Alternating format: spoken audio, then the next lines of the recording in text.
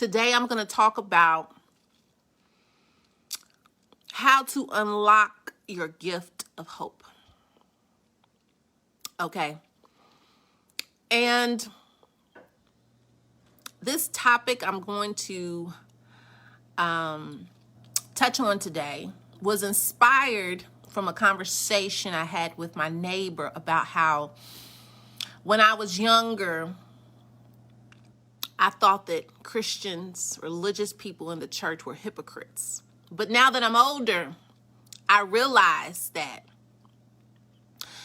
I understand more than I did then. And I realize that sometimes I can be a hypocrite. And what sets people apart is the difference is in if you're willing to do the work. If you're willing to look yourself in the mirror and say, okay, I've got to change. That's what sets us apart from other people.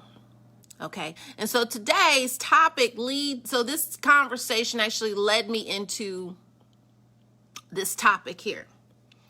In a big house, you have all kinds of people. In a big house, you have all kinds of people. And I want you to think about it. I'm going to share an image in the comments so that you can see the meme that was created for this lesson.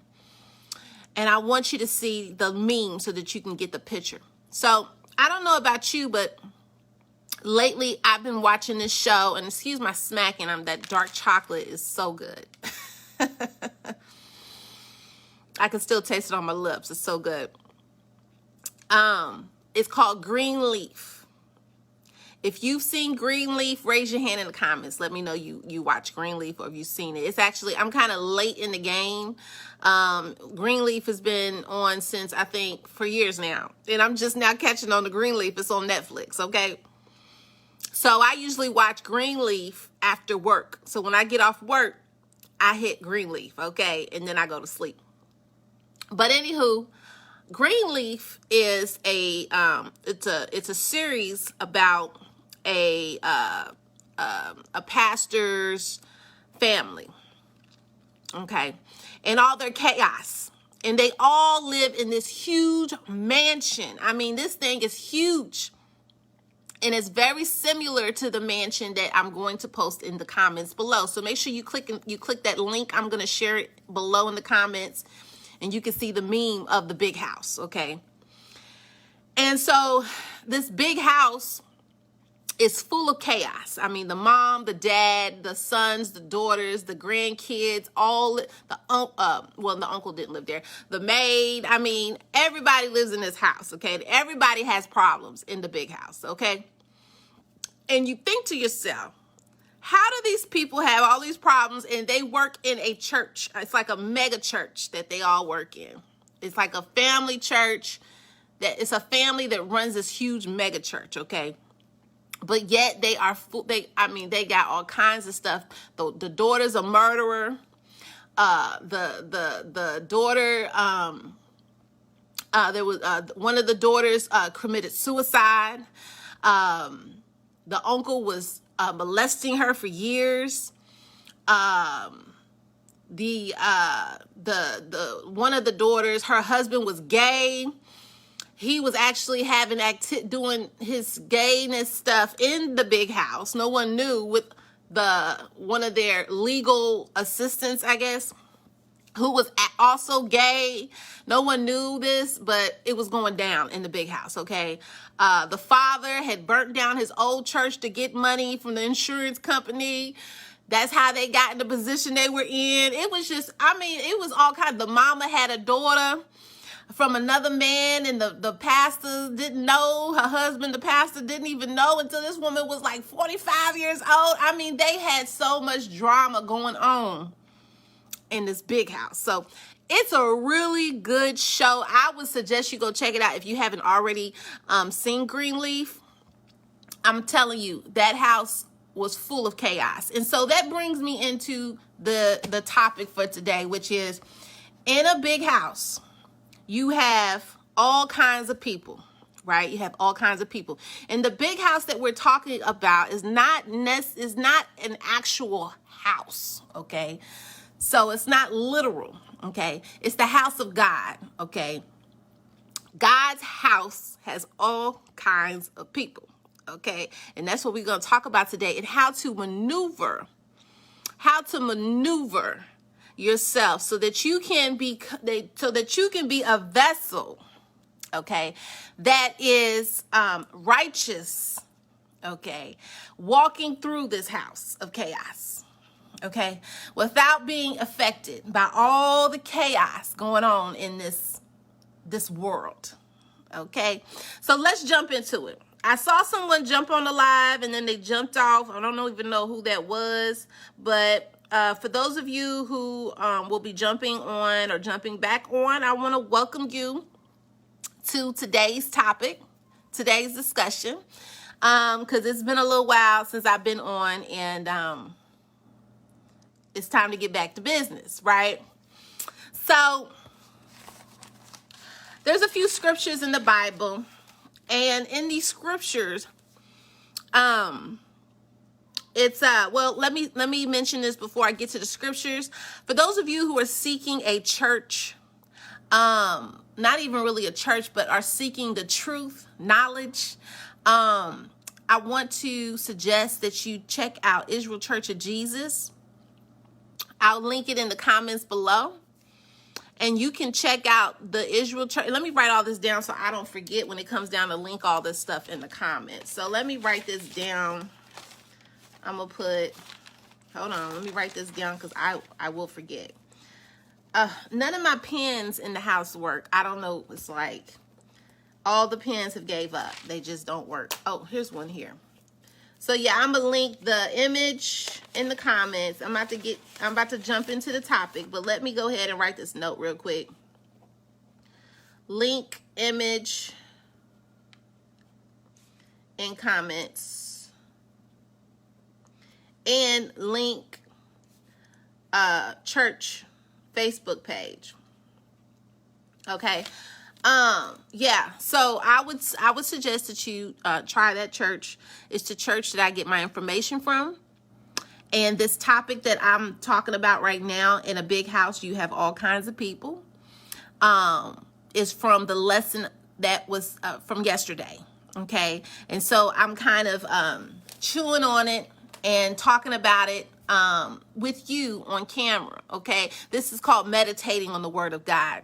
In Psalms 1-3, it says, "Blessed is the man that walks not in the counsel of the ungodly, nor sits in the seat of the scornful, but his delight is in the law of the Lord. And in his law he meditates day and night. He shall be like a tree planted by the rivers of water that bring forth fruit in his season. And whatsoever he shall do shall prosper." And so that is one of the scriptures that I stand on, okay? And so let's get into it. Let's go ahead and start sowing these seeds, okay, from the scriptures here. Okay, so there's a few scriptures, and first scripture is Jeremiah, okay? And it's 23:10, and it talks about how both the prophet and the priest are profane, okay? And in the house of God, okay? So in this thing, you know, the Lord of Lords, okay? The Alpha and Omega, okay? The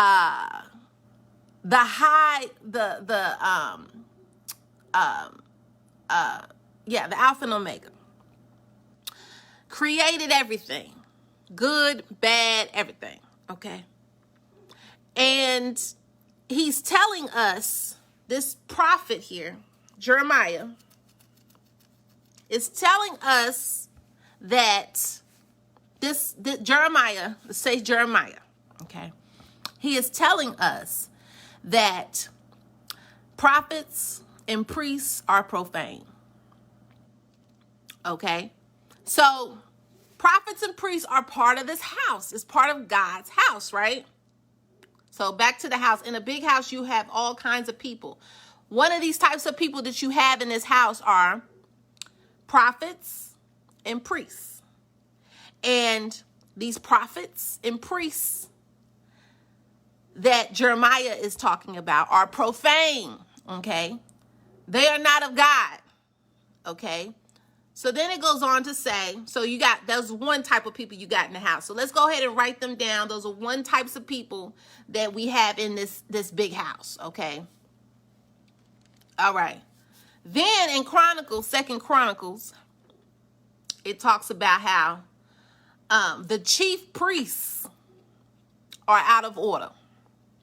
Okay, so now we can write down the chief priests as one of the people in the big house, okay, that are out of order. So not only do you have the prophets, the priests, but now you also have the chief priests that are out of order. Okay, so let's write them down. We got them in the big house too. Okay. And it also says in 2 Chronicles, it talks about how transgression, which is sin, transgression going against the law is sin. It talks about how this transgression has caused them to pollute the house of the Lord. Okay, so we're talking about the house of the Lord, and we're talking about the types of people in the house of the Lord. Okay, and so, there's nobody on the live here. So let me go ahead and tag some folks here. I kind of like it to where nobody's really on the live, because then I could just focus and not, it makes it easier. So I'm actually not even going to tag anybody. This video, whoever is meant to see the video will see it. So moving on.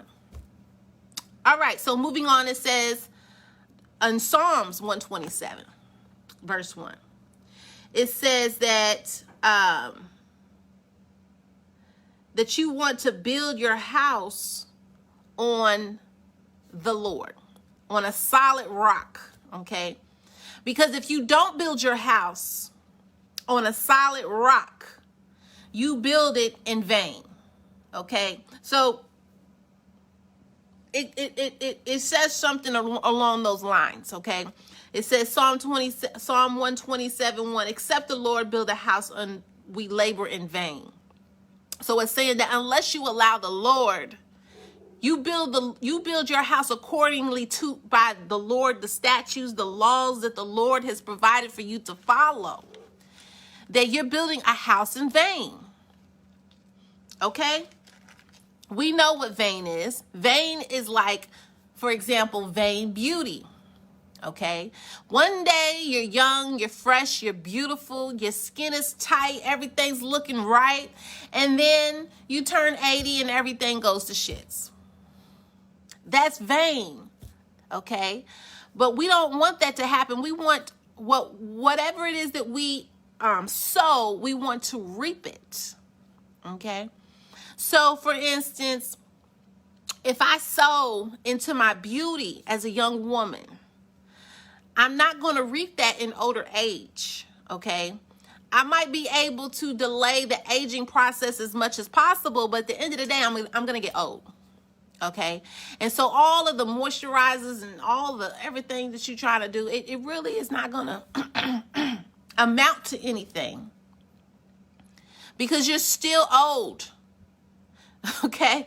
And you can only live so long, okay? So moving on. So we want these things that we sow. We want these things to build a house for us. We want to build our house according to the Lord, okay? And so it goes on to talk about Peter, 1 Peter, okay? And it says to lay aside malice, hypocrisy, put away these things and make changes. You remember earlier on, I was saying how when I was younger, I thought that all people in the church were hypocrites, right? I thought they were all hypocrites. And the reason I thought that was because as a young child, I went to church because I had That's what I was told to do. I went to church with certain family members. And after church, some of those family members would gossip about the pastor and the people in the church.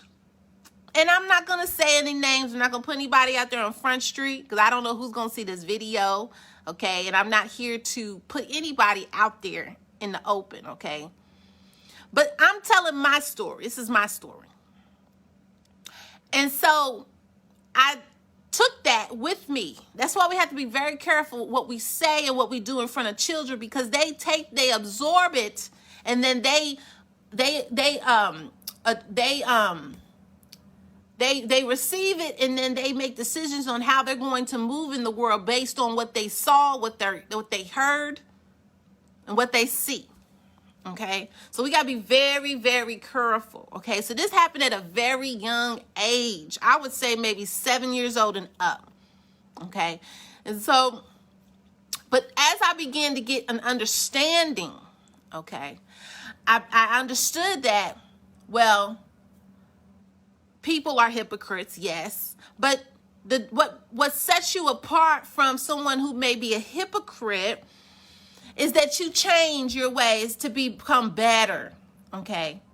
And like it says in 1 Peter, it says to lay aside malice, hypocrisy. You choose to lay that aside. You choose not to do those things. It's a choice that has to be made.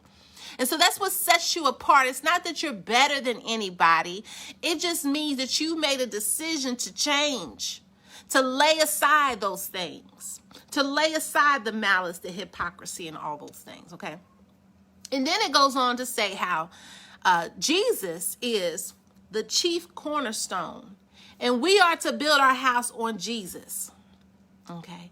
Not to build our house on malice, hypocrisy, not to build our house on transgression, not to build our house on false prophecy from the false prophets and priests and chief priests in the house of the Lord. False doctrine, okay? But to build our house on the Lord, to build our house on the cornerstone of Jesus, the cornerstone. So there you are. You have a stone. It's a stone. Cornerstone is Jesus. That's where we're going to build our big house on, okay?